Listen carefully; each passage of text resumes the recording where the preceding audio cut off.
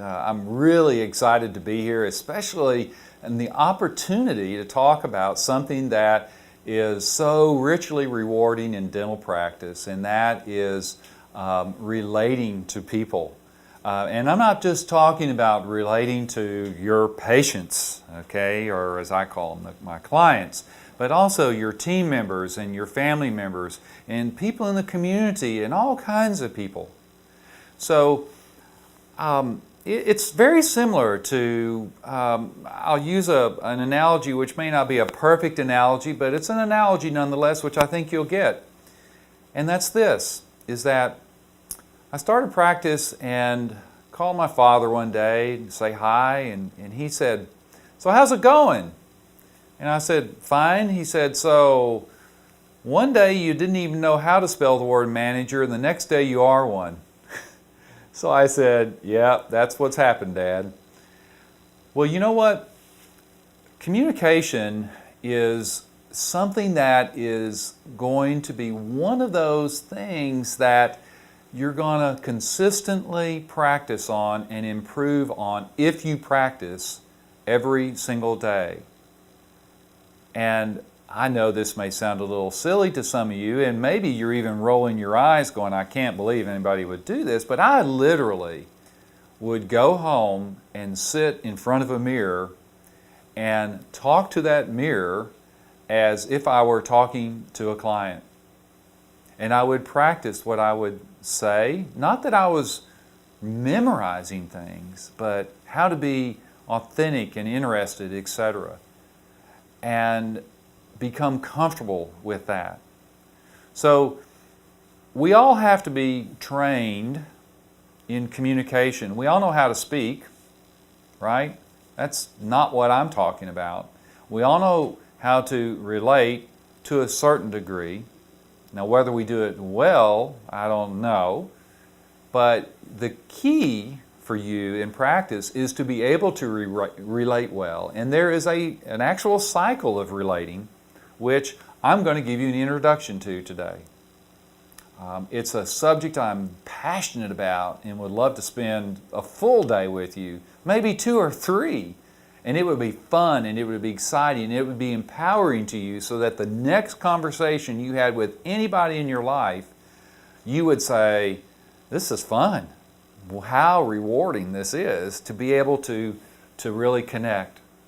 So there's a couple of things that are foundational, and the first one I'm going to start with is just that word, that people grow from connection.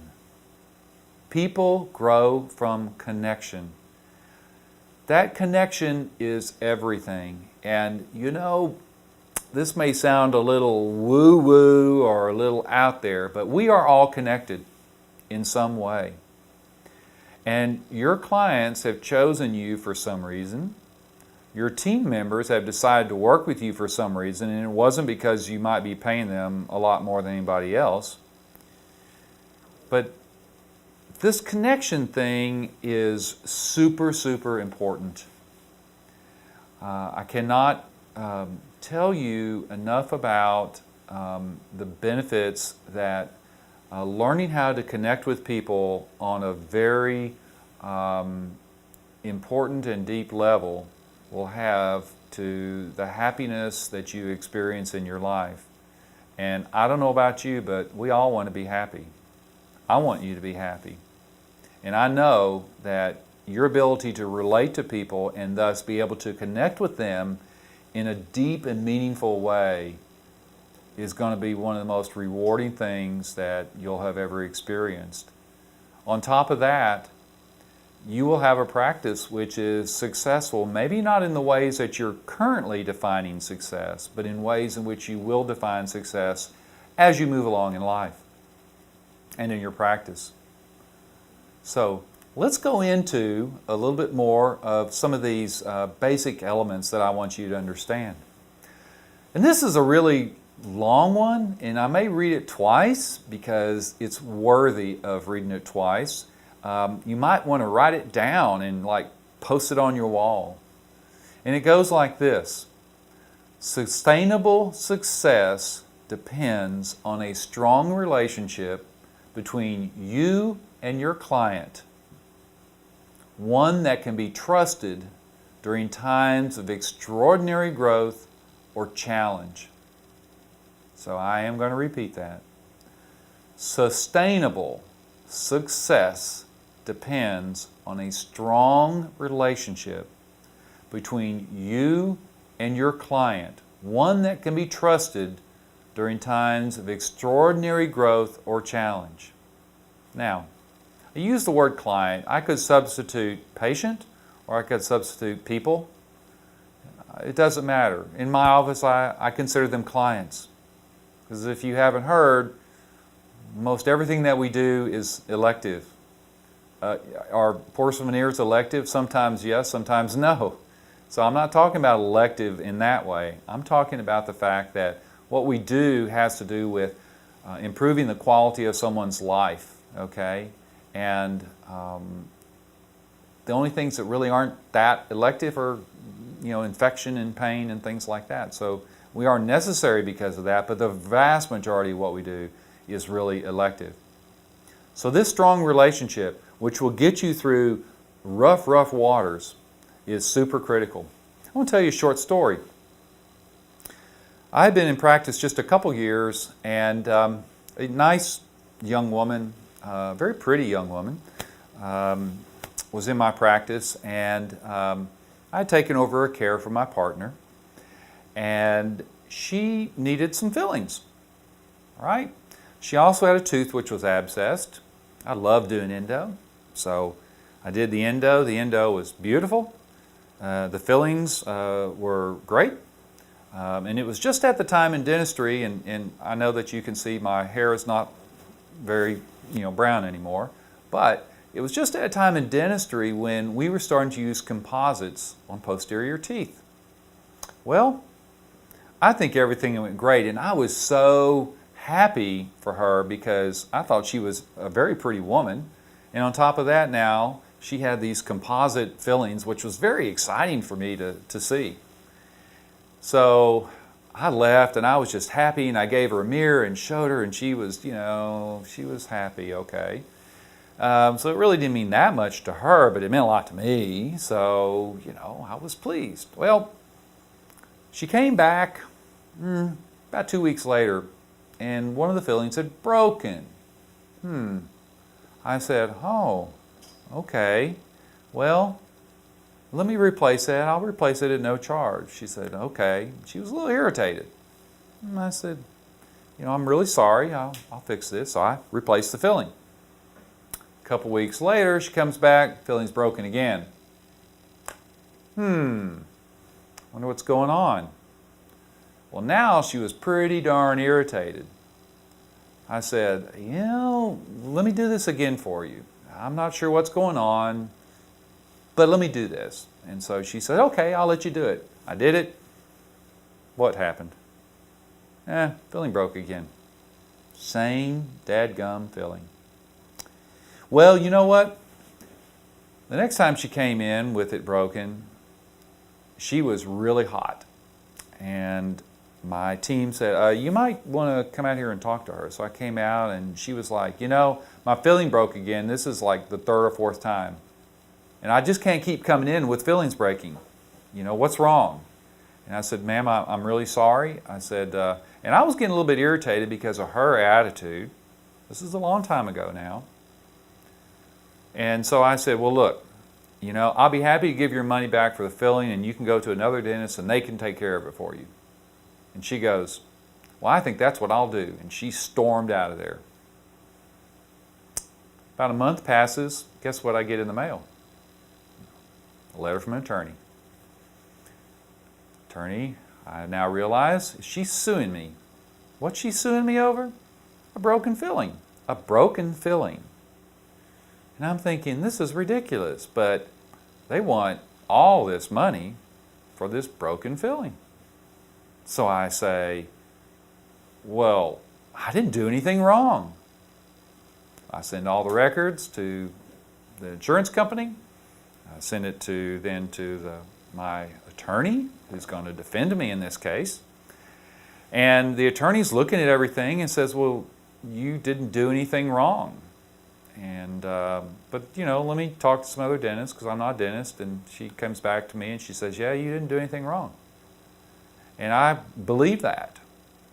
I believe that. And make a long story short, the lawsuit settled and she got some money. And you say, well, how can a broken filling end up with somebody getting thousands of dollars? And it wasn't until many years later that I realized that my attorney was wrong. The insurance company was wrong. I had done something wrong, bad, wrong. I had a terrible relationship with my client. A terrible relationship. And I was too blind to see it. So my learning and my mistakes, I hope, are going to drive home some of this stuff. Is that, it's about connection, and it's about developing a relationship with clients when things go wrong, because you know what? I don't care how good a dentist you think you are or dental hygienist you think you are, stuff happens in dentistry. It's as much an art as it is a science, and probably will be for your entire career. So stuff happens. Strange stuff happens. And the longer you practice, the more strange things will come up. Okay? So I want you to focus and keep in mind that this relationship is not just a bunch of touchy-feely, let's all be happy and have a group hug stuff. That's not what I'm talking about. What I'm talking about is your ability to relate. So let's move into that. Another foundational thing is that relating is only successful when there is unconditional positive regard for the client. That means, friends, that we do not judge, we do not hold them in low esteem because of our personal values or because of the way they look or the way that they act. But we present ourselves to them in a way that we give them that positive regard. So that's foundational in this. So simply stated, relating is about who and how to be with your client, and again, you substitute patient or person, in order to establish the connection needed to best support their success. That's worthy of remembering, probably one of the biggest lessons. So let's look at this. I'm going to introduce you to what this cycle looks like first. So it goes like this. And you can start anywhere on the cycle because it goes round and round and round, and it repeats itself over and over and over. So you notice there's no starting and no end. But these are the elements. There's valuing, there's hearing, there's understanding, there's reacting, accepting, responding, honoring, valuing, hearing, understanding, okay? These are all part of this cycle. Now, this is not a recipe on how to make brownies. It's not a recipe on how to relate, step by step at least. It is the elements of relating. So let's talk about each of these elements just for a few minutes. Valuing. People have something in common. You have something in common with every single person that sees you. I challenge you to find 2 or 3 things that you have in common with them. That might be a little hard. You might look at somebody and your knee-jerk judgment might be, I don't have anything in common with this person. They're all grungy or they're missing a bunch of teeth and blah, blah, blah. How could I possibly have anything in common? Well, if you haven't ever heard this before, you're hearing it now. People do business with people that they like and that they know. They feel like they know. So when, this relating part, in terms of starting out, valuing that person as an individual is so key. So we always want to return to that common ground of being by loving, honoring, and valuing not only ourselves but other people. Okay?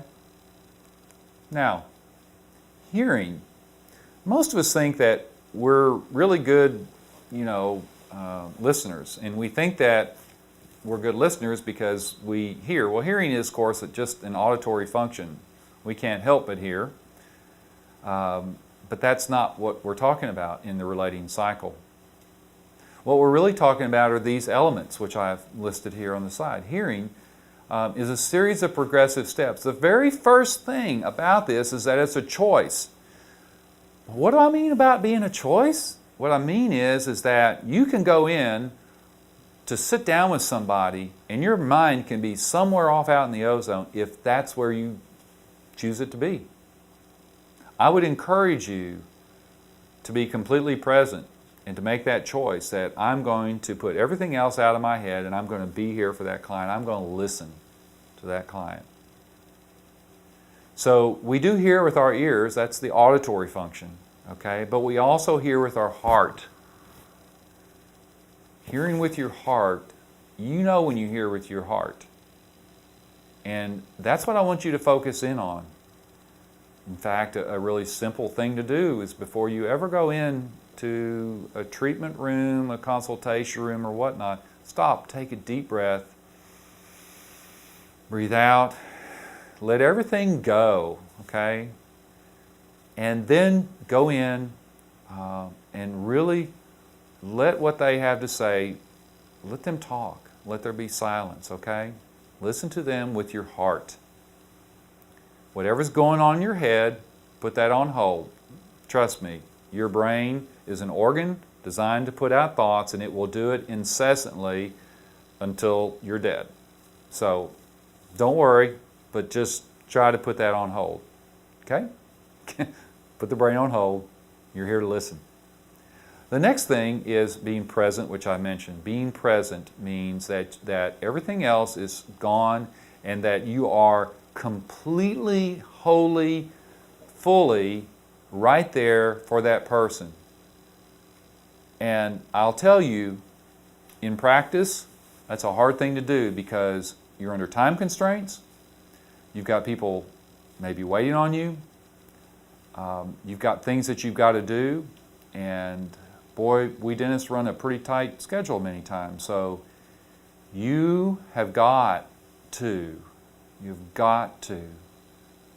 relax, slow down, take a deep breath, listen, and give this person your undivided attention, which is being present. Because if you don't, they know it. They know you're not paying attention. And think about this yourself. If you've gone to see somebody and they're not paying attention, how does that make you feel? Not too good. Accessing your intuition. Intuition is not something reserved for women. Women, sorry, you don't have that on us. Men have a lot of intuition also. So men, you have that intuition, and I want you to start practicing listening to what that intuition is. Okay? Practice listening to what that little voice is saying to you. And lastly, trusting your knowledge. All right? You're being trained. Your brain has been being stuffed with knowledge, and guess what? It's going to keep on being stuffed because things change so rapidly. That's the profession you're in. So this hearing portion is really complex. In fact, as he introduced me, he talked about receiving my training at Coach University. Guess what the first course we ever took was? And these were all professionals, like me as a dentist, or lawyers, or physicians, or people who already had successful careers. The very first course that we had was on listening. It was also the longest course we ever had. So here we all thought that we were good listeners and we were going to be coaches, right? Yeah, right? I still practice every day learning to listen better and better. Okay, let's move to the next one, is understanding. This is another part of the relating cycle. So here again, understanding is a choice. You can choose to not understand and just say, well, ma'am or sir, this is going to be the way it is. So if you make that choice, that's up to you. To understand somebody means that you have to be free of your own values and judgments and biases. You cannot go into, you can't really understand somebody if you've got this filter that everything that you're saying, that they are, that it goes through this thing that you're judging them about, okay? It doesn't work. In understanding somebody, you want to seek their truth, regardless if you agree with it or not. Their truth is their truth. Their truth doesn't have to be your truth. It doesn't matter, okay, what your truth is. What matters at this point in time is what their truth is. Okay? And their truth is what it is, and it's based on their lifetime of experiences from the time they were born until this very moment in time that they're actually talking to you. So remember that. Okay? Another thing that happens a lot is responding to what somebody says too quickly. Most of the time, what I see happening is, and I see this with my own team members, for example, is wanting to jump in and say something at the first thing that we think we have an answer to. It's really hard to be quiet. But being quiet and listening to whatever they're saying will be so important. In fact, it's often said if you'll just be quiet long enough, the patient will tell you the diagnosis. And they will. They may not use the words in terms that you would use, but they'll tell you what's wrong. And so you don't have to go through a lot of things to understand what's wrong with that client or that patient. So when you find yourself wanting to respond, hit the mute button. Hit the mute button and just wait. There's always time for you to talk. And lastly, you want to respond at some point to give the client or the patient the certainty that they are being understood. I mean, they need that feedback from you to know that you're on the same page. There's, a saying is old as whatever you want to call something as old as, but it says this, is that people want to be understood more than they want to understand. Please don't forget that. People want to be understood more than they want to understand. So this is such an important part of the relating cycle. Okay? Move to the next one. Reacting. We all have reactions to what people say. It's kind of spontaneous, right? That's what a reaction is. We react. It's like getting stuck with a needle and you like that. So in the relating cycle, reactions are going to happen, and I would ask you to try to filter.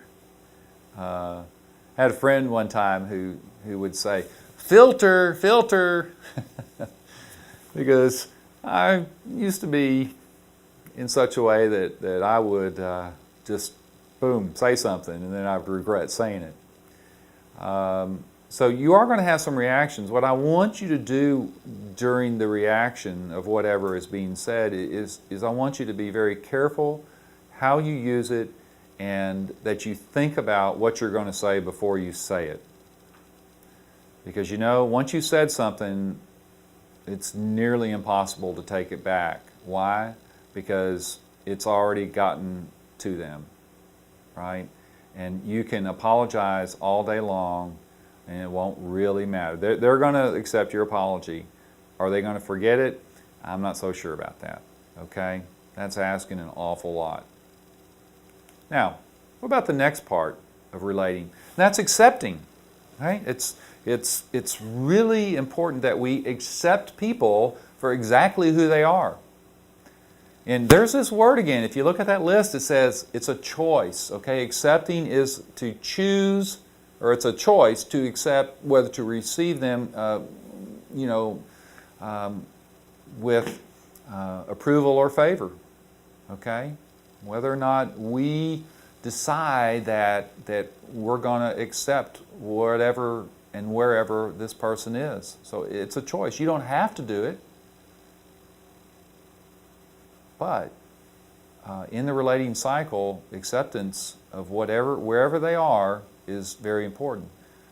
Because as it says in the next point, it doesn't mean that you have to agree with what they have to say. It doesn't mean that at all. In fact, you probably disagree with a lot of what people are going to tell you. And you know what? That's okay. It's all right. It doesn't mean that you've got to change them to your way of thinking. Because when people feel that you are working hard and that you have made all the effort to understand them, then they're more interested in what you have to say. They are a lot more interested in what you have to say. And that's the time at which there may be some education, there may be an opportunity to present a new concept or an idea that they had never thought about before. All right? So obviously, in accepting then, it avoids the need to try to fix a situation when we just accept that this is the way that it is. One of the pitfalls that we have as people who help other people, that's what we're in the business of, is helping people. One of the things that is really difficult for us is that we want to fix everything. We're fixers. And I want to challenge you to keep that in the forefront of your consciousness, that you don't have to fix everything, number one. Number two, you can't fix everything. Number three, not everybody wants you to fix everything. Number four is that some people don't want you to fix anything that they have. Okay? They don't want anything to do with you at all. So avoid this need to try to fix something that's wrong. Okay? By accepting where they are, there's going to be plenty of opportunity for you to provide those services and those things that you're trained to do in a way that's meaningful to them and is going to change the quality of their life for the better. Okay? Well, what's the next part of this relating cycle? It's responding. A couple things about responding. I mean, we all know what responding means. So, it's answering, right? It's answering. It's giving them feedback. So, you always want to remember this. Respond with discernment, which means engage brain before opening mouth. It means think about what you're going to say before you say it. There's no rush. One of the things I notice is that, I mentioned earlier, is that there's this need to fill silence all the time. You don't, just chill. Let there be silence. If I had time, I would show you how hard this is by us just sitting here for 2 minutes with nothing being said, and it would seem like an eternity. But 2 minutes, I think we'd all agree that 2 minutes is not very long. But if you can get 15 seconds of silence in a conversation with a patient, it gives them room to talk, okay? So when you're responding, give their time. And when you do respond with that discernment, okay? Be careful about what you say, in other words. When you respond fully. Respond completely to what was asked so that the person really gets it, that you understand what they're saying. Be honest. You got to be honest. You can't candy coat this thing. You can't beat around the bush. It will not work. People resent not being told things. In fact, they get angry if they're not told things. So, you know what? A situation may come up that you mess up on something. Right? Not going to happen to you. Happens to me. But you can mess up on a procedure or something. Be honest. People respect honesty. You're a lot less likely to get in trouble. And you're a lot less likely to have them saying bad things about you because they know you're human. But if you act like you're not, you got a lot of lessons ahead of you. Respond with compassion and empathy. Compassion. You know what? They are people. And they went to a lot of trouble to show up in your office. They had to call your office. First of all, they had to choose you. They had to call your office in. They had to probably take time off of work. They had to drive to your office. They had to fill out some paperwork or whatnot, however you do it. And they're presenting themselves to something that is really quite threatening, right? I mean, ultimately, they're going to have to lay in a flat, horizontal position and open their mouth to you. How defenseless can that get, right? So we've got to develop this compassion early in this relationship, in the relating cycle, if we're going to be able to really help people. We always want to respond with positive language. Positive language. I think you know what that means, positive language. Again, honest positive language, okay? Just tell people the truth. Be compassionate, be empathetic, but tell people the truth. If there's a tooth that just cannot be saved in any way, be honest, but be compassionate about that. You know, there's all kinds of ways that you can show compassion. You can lower the tone of your voice. You can get soft with your voice. You can pause. Look them straight in the eye. Feel it with your heart, and then open your mouth. Then open your mouth. So the last thing is always respond in the right moment. There are times to respond, and there are times to just be quiet. Okay? Just being with that person. A very short story. I had a new client one time, came to see me, referred by another client. And this woman came into my consultation room. I stood up. When she walked in, I went over, I put my hand out as I always do and said, "Hi, my name's Don Deems." And she goes, "Oh, hi, I'm glad to meet you. I'm here, such and such referred me to you." And I said, "Well, great." And I just said, "How can I help you?" This lady talked for 30 minutes. I'm not exaggerating. She talked for 30 minutes nonstop. I never said a word. I listened. I didn't think about what I should be doing, or, well, I wonder what's going on. Where, I didn't look at my watch. I didn't look at the clock on the wall. I wasn't thinking of anything but listening to her. I just listened. I sat there the whole time. And when she finally quit talking, I let there be silence. And she looked at me and she said, "You're the best dentist I've ever been to." Now, I had not done one single thing or even told the lady one single thing. I want you to remember that story, okay? I want you to remember that. I had not done a single thing to her. And after all that time, she goes, "You're the best dentist I've ever been to." Why? Because unfortunately, most of us are too busy wanting to tell people how smart or bright we are and what we can do for them and how much it'll cost, and here's how you can pay for it. Please don't worry about the money, okay? Please don't worry about that. What I want you to focus on is relating. That's what we're talking about today. Okay, thanks for the time for the story. Let's move on. Honoring. Honoring is another choice. Boy, that keeps coming up, doesn't it?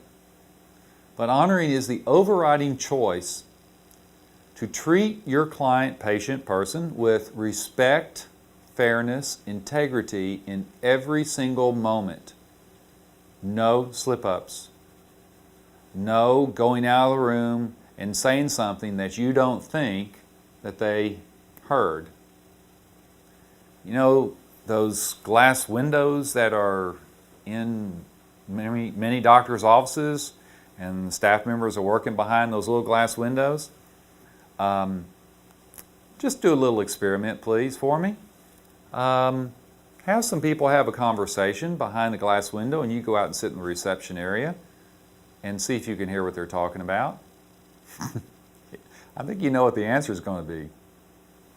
So don't fool yourself into thinking that people don't hear what you might say or that they don't get it by your body language. Okay? So honoring somebody means exactly what I said, accepting them with respect and fairness and integrity in every single thing that you do. Showing that concern, that compassion, that empathy, those things that make the person feel like that there is nothing more important to in the world to you right now except their well-being. And you know what? If you can do that, you will have a client for life. You will have that sustainable success that I mentioned at the very beginning. I just can't tell you how important that is. So honoring is something very important. Many of us have had the opposite experience about being dishonored or disrespected. And I ask you, how does that make you feel? So you as a doctor, please honor these people that have gone to all this trouble to find you and to see you. Please do that for me. So in summary, I'd like to go over several things. The first one is one that I want to reiterate, which is be a model in every way for your clients or your patients, personally and professionally.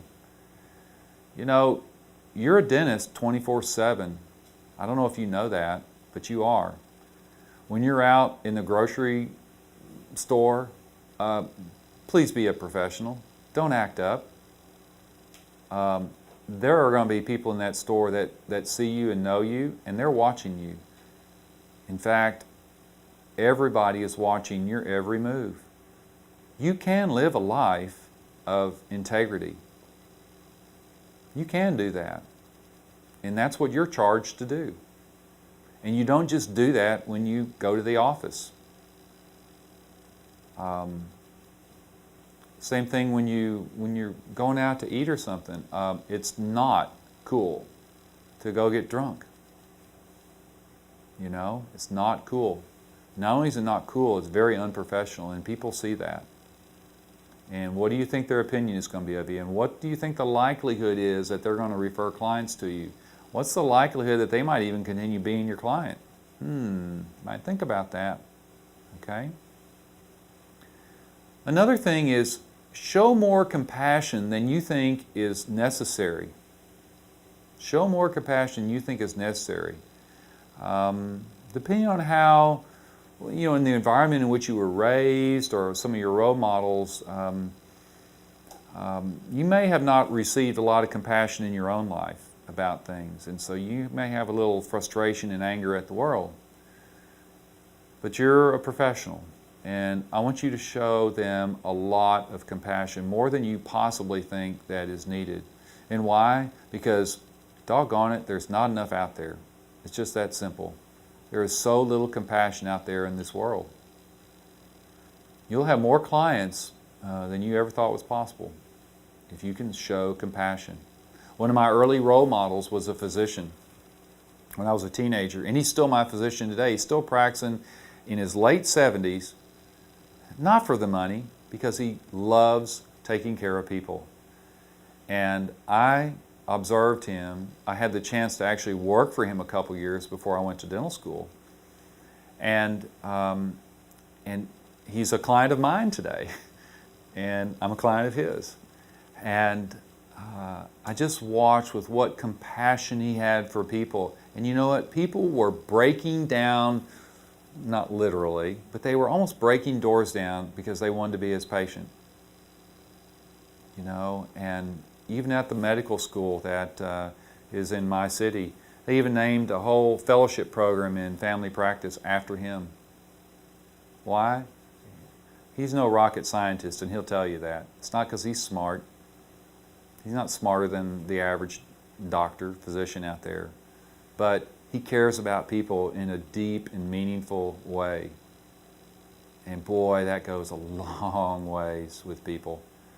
And it'll cure illnesses even. So, I don't want you to forget that. Another thing I want you to remember, the third point there is, attempt to make every relationship you have with your clients to be excellent relationships. That's going to be hard, okay? I know that. It's going to be hard. It's going to challenge you. But I want you to make that attempt. I want you in your gut to know that you're really doing everything that you are presently capable of doing. And I want you to evaluate how could you do it better so that the next interaction that you have can be better and that you actually learn from every experience that you have. That's super critical. Another point is that be curious, interested, enthused, and excited about what your clients want. In the example I just gave you where the woman came to me and I sat down and I just looked at her with a smile on my face and forward posture and I said, "How can I help you?" with a smile on my face. It opened the door right there because she felt that I cared and that I was there to listen. And boy, she did. So if you can't be curious about people, maybe you're in the wrong profession. That's kind of hard to say, but I'm being sincere about this. So be curious about people.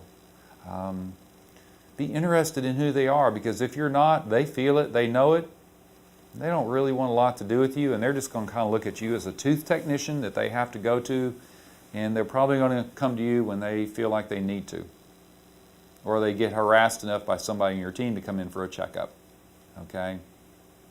But it's not going to give you the kind of practice that you want. Another point, and this is where I'm going to end, is these final points. Understand who each client truly is beyond what they're doing or saying at any one moment that they are in your office. What do I mean by that? People are vastly interesting. And one of the things that makes dentistry exciting is all these different people that we have the chance to connect with and interact with. So understand who they are. It'll help you navigate conversations. It will help you help them in the way that they want to be helped. Another point is meet your clients' needs, not what you want them to need. Okay? This isn't like dental school when we used to say, "Oh, yes, I got this one. It's a 3-unit bridge. I'll tell you what, I'll trade you this for 3 units of 3 crowns." You know, I mean, people are not lottery tickets. They are not 3-unit bridges. They are people, right? They're not there to make sure that you can make a monthly payment on your new car. So, meet what they want. Okay, meet what they want and what they need, what they perceive that they need. Because when you meet them there, then they're going to be open to accepting more things and wanting more things that are going to improve the quality of their life. When possible, match your client's mood and language. It will make the relationship easier. If they lean back in the chair, you lean back in the chair. If they cross their arms, you cross their arms. If they lean forward, you lean forward. It lets them know that you're truly paying attention to them. Okay? Very simple to do, but it gets you in sync with them.